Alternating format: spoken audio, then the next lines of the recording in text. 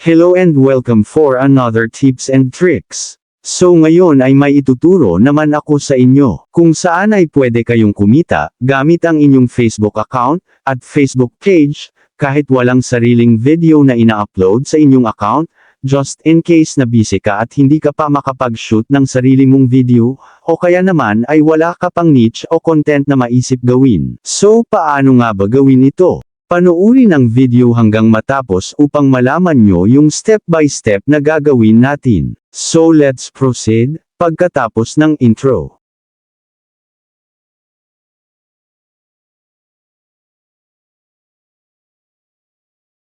So ang first step natin gagawin ay i-open ang ating Facebook account.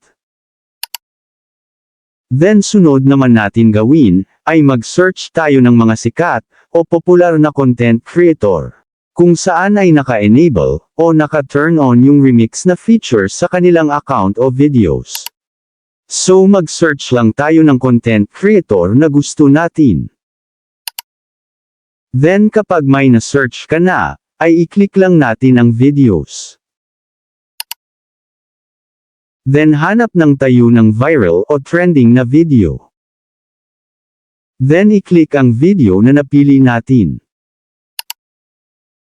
Pagkatapos ay i-click nyo naman yung 3 dots sa ibaba ng video. Then dito ay makikita natin yung mga settings at features na pwede nating gawin sa video, tulad po nitong, remix this video. Create a video that plays at the same time, or add it to the end.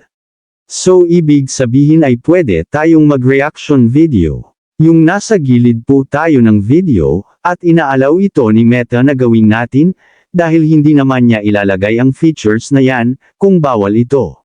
So i-click ang remix this video. Take note, para sa mga nagtatanong, na baka magkaroon tayo ng violation. Hindi po tayo magkaroon ng violation kay Meta, kapag ginamit natin ang remix video. Dahil features po ito ni Meta. So i-click ang button sa gitna. Tapos pwede na tayong mag-react sa video hanggang matapos. Then pwede nyo rin lagyan ng text or emojis, depende po sa inyo. Pwede nyo rin itong i-trim, o maglagay ng stickers, at pagkatapos ay i-click ang next. At pagkatapos ay pwede nyo nang lagyan ng title, at mga hashtags ang remix video na ginawa nyo.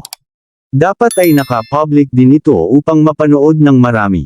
Pagkatapos ay pwede nyo na itong i-share. Take note lang po mga ka-tricks, hindi po lahat ng videos ay pwede nating i-remix. Katulad po ng videong ito. So kung mapapansin nyo ay hindi po naka-highlights ang remix this video, at nakalagay sa ibaba nito ang you can't remix this type of video, ibig sabihin, ay hindi naka-turn on, ang features na remix video sa videong ito. At para maiwasan po nating magkaroon ng mga violation kay Meta, ay encourage ko kayo na sikapin pa rin nating gumawa ng sariling video at original content.